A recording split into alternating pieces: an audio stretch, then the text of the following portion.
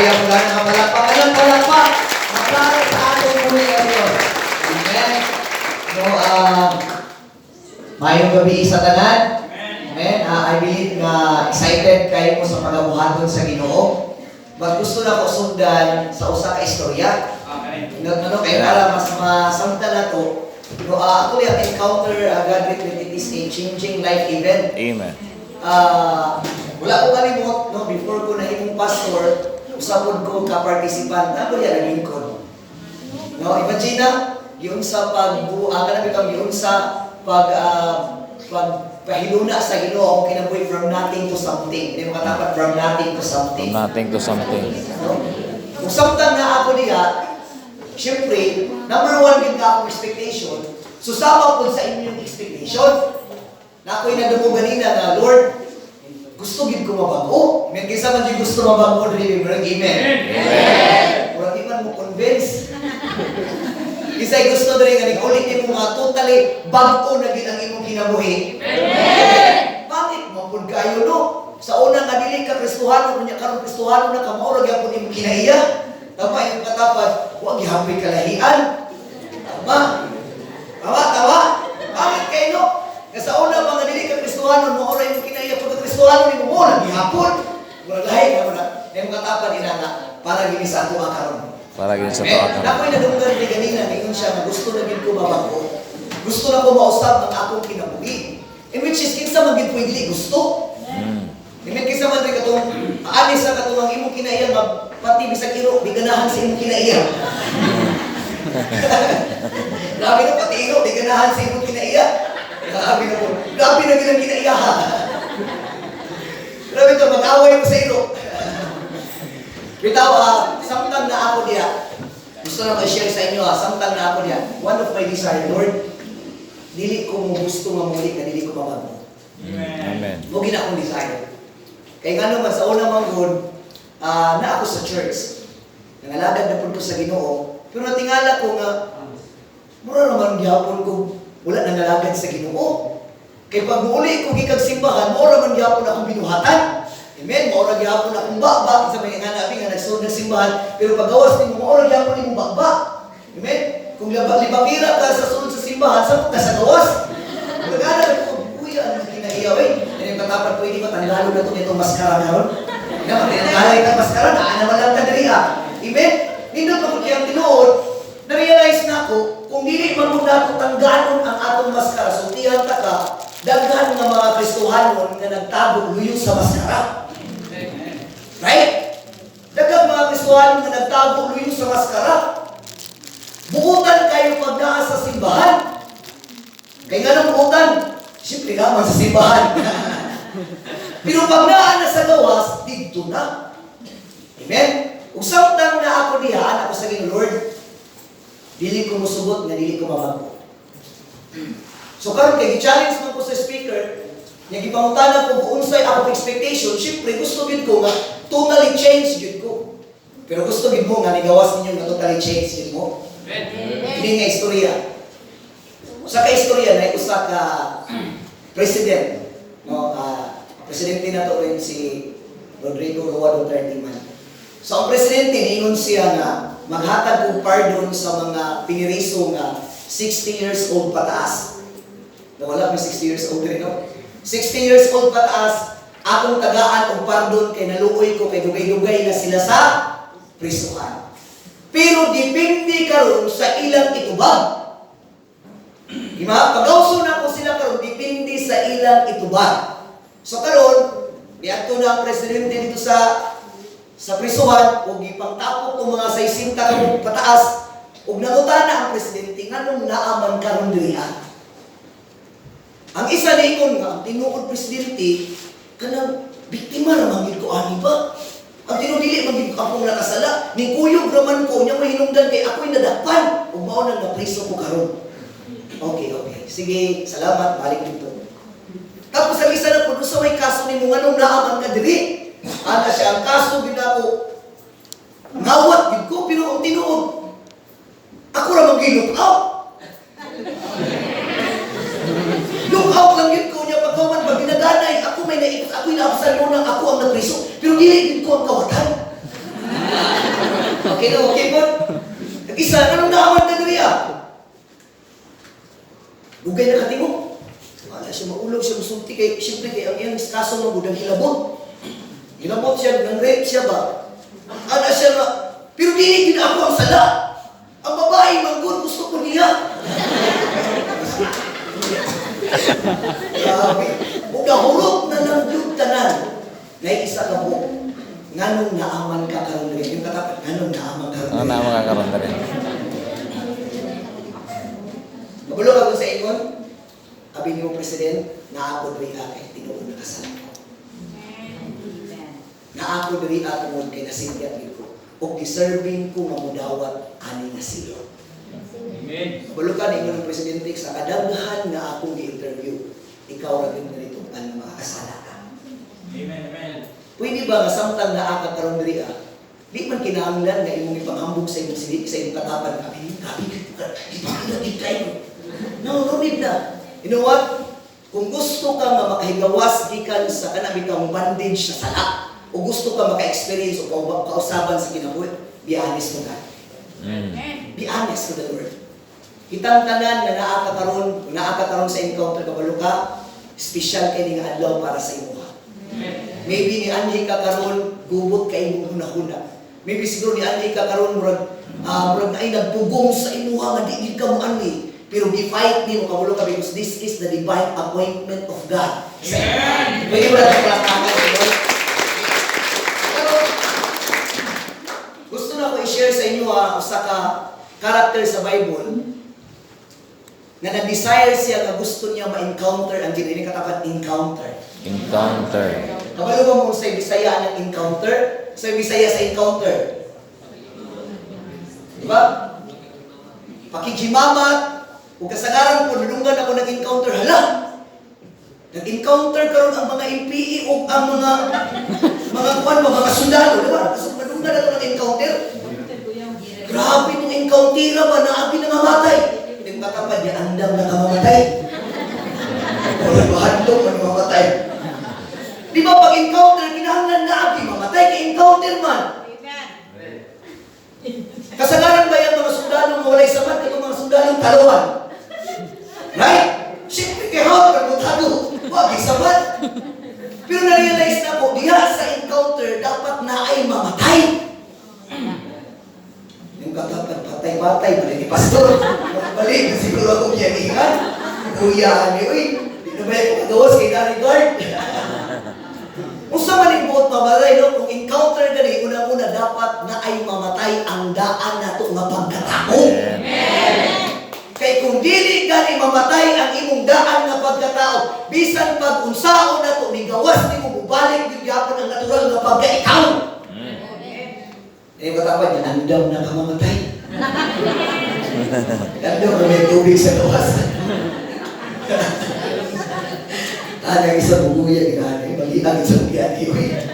Ang karon gusto na ko ni pasay sa inyo, usa ka tao nga kita pangalan niya si Sakeo, ba? Kung sa man itong topic karon, is opportunity knocks. No? Ano sila? Opportunity knocks. Eh, parapan opportunity knocks. Opportunity knocks. Na opportunity knocks. In Ephesians chapter 5, verse 15 to 16, manayaw, yung patapad, busa pagmatmon kamo pag-ayo, balik ka na. Busa pagmatmon kamo pag-ayo sa inyong kinabuhi, ayaw pag kinabuhi, sama sa mga walay alama. Kung dili sama sa mga maalam, ayuha paggamit ang inyong panahon kay dautan kining mga panahona. No, nindot sa English translation, be careful in how you live, not as unwise, but wise, making the most every opportunity because the days are evil. Okay. Hisgutan to kadali karong opportunity. Kinsa man sa inyo karon nga nagpaabot ng opportunity. Amen. Yo, sabong siguro no dugaya na nawag to kung gi-applyan oy. Di ba na ano siguro uban sa inyo ana ay mga klase-klaseng opportunity nga ginapaabot. Pero na-realize na ko ang opportunity panagsalan ning manukto. Right? Mubitaw na katong mga babae nga murag dugay na minyo basig na anay opportunity unta nga na minyo. Pero wa kami niyo, inyong katapan mo, nabiyaan. Mga na nabiyaan. Pero pamayon mangutag opportunity, bihira lang ni siyang muabot. Bihira lang ni siyang manutok. Ug tungod kay naa naman lang kakaron diri this is your opportunity to encounter God. Amen. Amen? Kung kasabot na dako, kaya rin siya karoon mo privilege na maka-encounter ka sa Ginoo. Amen. Imagine na, sukad-sukad sa iyong pagkatao, nakaila ka nga na ay Jesus, nakaila ka nga na ay Diyos, pero wala, din mo na-encounter sukad-sukad sa iyong kinabuhi. Di ba? Minsan man sa inyo, Adribi, nga kana bitaw, kaya naman binako nakaila sa una, pangan akong mama, akong papa, inong sila nga na ay Ginoo, na ay Ginoo. Pero tinuro na wala, maging wala. Kisa may nakaingana, sige. Di ba, pag panahon na naa ka sa problema sa iyong kinabuhi, niya mayon ka, tinuod ba yun ay Ginoo? Kaya kung naapay Ginoo nga nung naing-ani man ang akong kinabuhi. Di ba, para ka sahay, pagkamalas na lang sa akong nabana, pagkamalas na lang sa akong naasawa, nga nung sa kanagandagan, maging nga nung siya pa man. Kung naapay Ginoo, dapat ingon siya, anak, ayaw siya pili na anak. Niya karoon din na itabo man, wala din lagi Ginoo. Right? O tungod kay naabot sa itong punto sa itong kinabuhi nga murag, susama sa itong gibati nga walay Ginoo, munang usahay, naguba ang imong kinabuhi, naguba ang kinabuhi sa uban, tungod kay wala nila na-experience kung naabagay tinuod nga Ginoo. O kini nga encounter, yung katapat kini nga encounter. Kini encounter. Ako, musultigin ko sa inyo walay isa ka buok nga labyan sa Ginoo karong gabi una kung ugly lang yun ang inyong kasing-kasing. Amen? Wag ilabyan si Lord. Hindi mo katapan, ayaw palabay. Amen? Sayang kayo, naglingkod ka diyan, yung pagkauman ang uban, grabe na ning uban, ikaw po, saan na sila bibig? Kaya nga naman ang tinuod, dili kaya magpaila ang Ginoo sa imuha. Right? Dili kaya niyang magpaila sa imuha. Ang problema, sirado lang yun, kaayo ka. Amen? Kung nasabtan ako, pag may muntag opportunity, hindi patapad, ayaw sayangin. Ayaw sayangin. Ayaw sayangin. Amen? Kaya nagdan kong nakitaan mga tao, mabisan galing, mas kamo, mga sayangin. Di ba, magtanay, scam lagi ka. Guya ato pero kanya usap ako, kaisa na lang. Bisa dili kay nindot ka opportunity, ginasudlan ganin ato. Kaysa katuyuan nga. Mukuswa kung padato atong ginabuhi. Pero kini nga opportunity karon mo ni mo bag-o o muusap sa imong kinabuhi. Amen? Hindi mo katapad. Hindi mo katapad. Ina niya, ready na ka. Hindi na kasi. Okay, para ready na kakaroon, pwede bang ibutang na ito atong kamon rin? Magtinanggalan ka maskara. Okay, tanggalan. Hindi mo katapad, tanggalan na na. Tanggalan. Nagungkay na yung daladala ng maskara ha. Sige, ibutang na ito, ibutang. Ibutang. 1, 2, 3, Okay, yung katapad niya, natanggal na. Tanggal na. Pinagpinag mo na isa. Tapos isa tuwa na ito, may maskara. Kasi tanggalan na po na ito. Sige. 1, 2, 3. Okay, yung katapad, ikaw na rin ha. Ikaw na gina. Yung katapad, ikaw na rin ha. Ikaw na gina. Kasi napay katulong ha. Nakaroon, gusto na ko ipainaila sa inyo ang pangalan na si Zacchaeus. Okay? Next na. Okay. Zacchaeus, opportunity to meet Jesus. Amen. Naiusa ka tao nga ginganlan og Zacchaeus. Kinsa may Zacchaeus, kinsa may nakabasa na ni sa Biblia. Kinsa may nakadungog na ani nga pangalan. Amen. Ito yung one of pinakanoon nga tao sa Biblia. Kung nag-Bisaya siya na maka-encounter sa Ginoo. Ito. Okay, ang istorya niya, Luke chapter 19, verse 1 to 10. Next slide. Ingon pa niya diri a man named Zacchaeus was there. He was director of, sa daw? Tax collector, and he was, unsa daw siya? Unsa daw siya? Dili siya basta-basta, kay ngano usa siya ka? Dato. Kung nagtrabaho siya sa gitawag og tax collector. Sa atong panahon karon, ang tawag ana BIR Regional Director. Pag moingon gani kag BIR Regional Director, di basta-basta na. Tanang tax collection muagi na sa iyaha. Umingon pa niya, hated by Jews because of greediness. Bisan sa iyang pagkadato, daghan ang mga kaliwat niya nga dili ganahan sa iyaha. Kay nga naman naan siya pagkadalo, na ay pagkaulit, na ay pagkakawatan. Ug ingon pa ang Biblia sa iya, outcast in the Jewish community. Walay ganahan sa iyaha. Siguro no, katong panahon na siguro nga, pag masugatan siguro nila sa Kiyos, si Sakiyos na yung hungan. Mayroon siguro na awatan na. Diba anak ka sila sa una nga, mas maayo pa daw ng mga silingan na pagwakwa kaysa mga silingan na kawangan. Kaya ang wakwak daw, magwakwak sa nagyo, ang kawatan, unayon na silingan. Ano na dyan? Kung taga-agi ni Sakiyos, taga-agi ni Sakiyos, mayroon ang iyong mga kaliwat, ayaw kong gansana. Hilagdano na, kawatan na. Kung dagan ang mga tao nga tinudig yung ganahan sa iyo, sa man sa inyo karon mapipila nga yung mga tao dali ganahan sa inyo. Di ba no?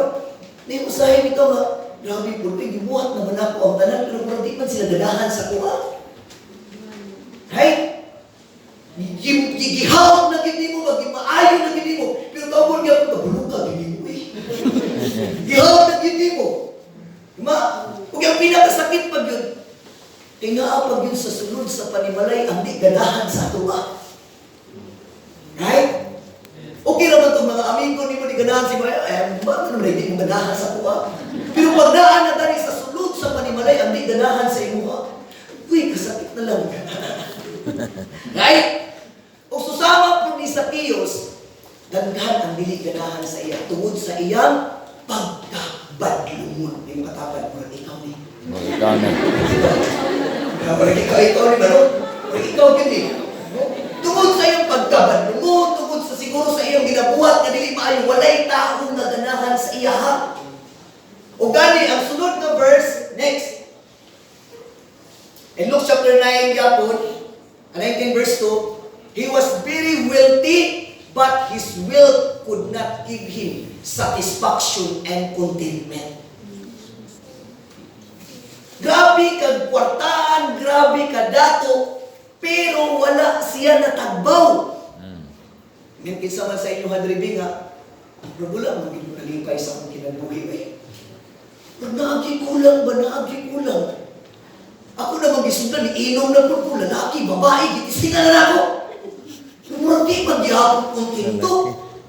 Kamay, gitistingan na, gitistingan na ito, kumana kag lalaki, kumana kag babae. Huwag na tanan. Grabe, yes, natin kung nakita na abi man nila, nga kung tistingan nila tanan, to sila na ay tinuod na kalipay. Right? Ipili na rin mo ang pinakagwapo, mura magyapon, ipasakitan ka man gihapon ka. Nagipili na rin mo ang pangit, matod ka pasakitin, pero ako man sige story, pangita po siya. Grabe! Saan naman ang pili mo na ako? Kung mag-iusara po ka, mayroon po na, labi ko di mo pangit, di mo may mamili di mo. Itistingan na rin mo talang pinupurang kulang naman gihapon. Right? Nanarbaho ka, nagkakwarta, pero di maghihapon ka makuntinto. Umuo na si Sakiyos. Bisan sa iyong pagkakwartahan, bisan sa iyong pagkaadunahan, pero ningon siya, he was still empty and miserable. May kinsa man sa inyong madali nga, ito, Pastor Roy, nag-isang kulang na. Nakikulang. Abi ni mo sa una, pag makatrabaho na ka, kunya nakana na kay trabaho, naka-income na ka, kunya nakapalit na kasi mo sa nina, kunya pagkaman, nagsugod-sugod na ka, guyab-guyab, pagkaman, abi ni mo, uy, kompleto na, naaraw mangyapay kulang. Amen? Kung nakita na po, nga kung ang imong gibati karon susama po sa gibati ni Sakiyos. Naaman ko perminti sa simbahan Pasko, gani ang tinuod na gani ko usahay sa atubangan, maminaw ko sa wali sa Pasko. Nga pag muuli, pag na may something problem, huwag na amang gikulang. Ug dili na ko na-realize for the next verse, naingon siya diri nawa, he was very wealthy, therefore, aminaw mo sa kwa, therefore no amount of influence, wealth, position could fill the emptiness of his heart. Amen. Ingon siya naa sa kuwatanan, naa ko'y kwarta, naa ko'y influence, naa ko'y wealth, naa ko'y position, pero nga nung something kulang naman gihapon. Kani share na ko ni sa inyo at least masabtan ninyo. Kabalo ba mo nga ang position, ang wealth, ang influence, nindot mo na siya. Pag ilado ka, nindot na. Right? Pag naa kay power, nindot na. Samot na pag naa kay kwarta, nindot na. Pero nga nung something na may kulang ni Zacchaeus, tungod kay ang kulang niya, naa na siya tanan, pero wala siya tinuod nga relasyon sa Ginoo. Amen. I tell you, bisan pag naa na kaanang tanan, kung wala kay tinuod nga relasyon sa Ginoo, muragi hapon kag kulang. Paminaw mo ka na isa kuha. Ang ato mamong kasing-kasing na anay mga kwarto-kwarto. Paminaw mo ha? Nasa'y kwarto-kwarto. Unang kwarto ana, gugma nimo alang sa imong pamilya. Naay kwarto diha nga gugma alang sa imong mga igsuon. Naay kwarto diha nga gugma alang sa imong husband. Naay kwarto diha nga alang sa imong trabaho. Pero you know what? Naay isa ka kwarto diha nga para lang yun sa Ginoo. Mo nagbisag naa na katanan, pero ang kwarto nga nagibutang sa Ginoo diha nga para sa iya, wala gali na nimo natagaan og panahon, ug wala nimo natagaan nga ikaw mismo makipagrelasyon sa Ginoo. So diyan ta ka kanang kwarto nga naa ka, murag gihapon na siya og empty. Right? No, karon ingani si Zacchaeus. Next. Pero mo ni nindot sa kakulangon, wala siya na-satisfy, wala siya na-kontento, pero naa siya desire. Kabalo ka, isa sa pinaka-importante nga nakita nako sa encounter, nakatong pinasahi nga pagpamuhat sa Ginoo sa mga tao, katong mga taong na ay desire. Amen. Ang pangutana na ko ron, samtang naaba ka karon diri, naaba gid kay tinuod nga desire, na Lord, baguhan ako po. Ikapoy naman po, ani Lord. Kapoy no? Kapoy magpuyo sa sala. Kapoy magpuyo sa kanang bitaw kinabuhi, nga kanang bitaw kabalo ka nga di yun ni makapahimuot sa Ginoo. Kapoy ning naa ka kanunay nga nagbuhat og dili maayo. Kay abi man mo sa una nga pag magbuhat ka dili maayo, okay ra. Kay nga naman ikaw ra ba isa walay nakakita sa imuha. Pero matingala ka, nagkadugay, nahimo naman noon nga na-bandage ka sa sala. Huwag mo na karoon, ingon si Zacchaeus na wala din ko kasabot sa kong kinabuhi, tama na yun. Huwag nakadumog siya about ni Jesus. Anong katapa si Jesus? Jesus. Nakadumog siya about ni Jesus, muna na siya, he wanted to see Jesus. Gusto kong makakita kinsa man gina si Jesus, idaghan kong nadungog, nadaghan ng mga tao nga nagpuyog-puyog anak niya, daghan ng mga tao nga nabag-o ang iyang kinabuhi, kunya gusto po kong maka-encounter sa iya. Amen. Met ikaw na, kasamtang naakakaroon diha, ningon ka, Lord, gusto kita ka ma-encounter ka. Amen. Gusto kita ka ma-encounter, Lord. But there are obstacles and hindrances before he encounter Jesus. Kabalo ba mo? Na kung gusto nimo ma-encounter ang Ginoo karon, naay mga obstacle na mao nay mga hinungdan na posible ning uli nimo or mauli ka nga dili nimo ma-encounter ang Ginoo. Naay mga butang karon nga posible nga naa ka sa sulod nga mo'y hinungdan na dili nimo ma-encounter ang Ginoo. Gusto mo makabalo? Number 1, Jericho. Walls. Kabalo ba mo nga, kung sa man yung mga walls, no? There are walls of, number 1, resistance. Sa diha nga gusto na si Zacchaeus na ma-encounter sa Ginoo, ang problema, naa ang gitawag of walls of Jericho. Kabalo ba mo sa ng Jericho? Sa nagkadako kay no walls. Kung kanang walls, nag-represent na siya sa atong resistance. Nag-represent na siya atong doubt. Naakay kabalakan, naakay kahadlok, basta buting mabango una puno niya, ingon ko sa akong mga barkada, wala, yung Diyos mo na lagi kayo ka. Di ba, nagkara daw? Simba-simba na dito lang mo, musungay lang mo, masangit niya ako na sa simbahan. Na yung mga doubts, na Lord, kung ako ni Muhat, na yung doubt ko, kayunta na ako to kong mga amigo, dagan ba kay kong amigo? Dagan ba kay kung say something, sometimes mo ng doubt, na hindi na ito ma-encounter, tungod po sa atong fear. Naatay kahadlok. Natay kahadlok na patay, buhilap ko siya, buhilap ko. Ingat pala ko galing, one day ka, kapayasan mo, kataan eh. Kapayasan. Naingat pa dito, nagilap mga kalayan.